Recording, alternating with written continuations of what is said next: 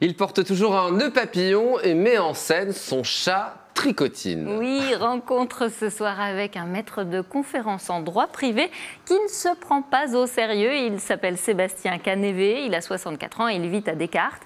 Sa particularité, c'est qu'il réalise des vidéos sur YouTube et qu'il est suivi par près de 248 000 personnes. Alors comment expliquer un tel succès? Léa Turquier a mené l'enquête. Caméra allumée, nœud papillon ajusté et action. Norman, classement sans suite.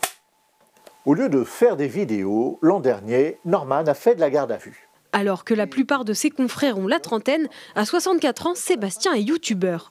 Un vrai jeu d'équilibriste pour trouver le ton juste et adapté à son public.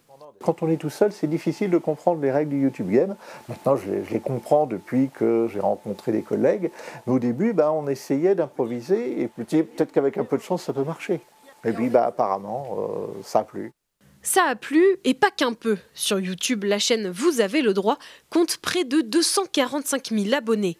Depuis 3 ans, le maître de conférence à l'université de Poitiers explique le droit, simplement en s'appuyant sur des sujets d'actualité souvent source de débat.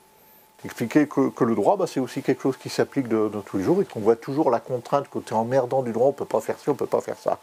Mais c'est d'abord quelque chose qui nous protège. Pour rendre le tout captivant, il fallait bien une petite touche d'humour. Nous allons téléphoner au juriste.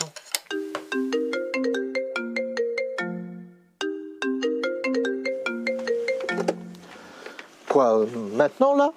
D'abord, il faut lutter contre cette réputation parfaitement exacte selon laquelle le droit est quelque chose d'ennuyeux. Et donc, il faut essayer de le rendre un petit peu attrayant. Et comme je dis toujours, c'est pour ça que je mets, sauf exception, de l'humour dans chacune de mes vidéos. Parce que c'est un petit peu comme le sucre dans la chanson de Mary Poppins, ça aide la médecine à couler. Et son chat Tricotine a très souvent son mot à dire. Ce qui est sûr, c'est que plus il y a de vices de procédure et plus le procès dure.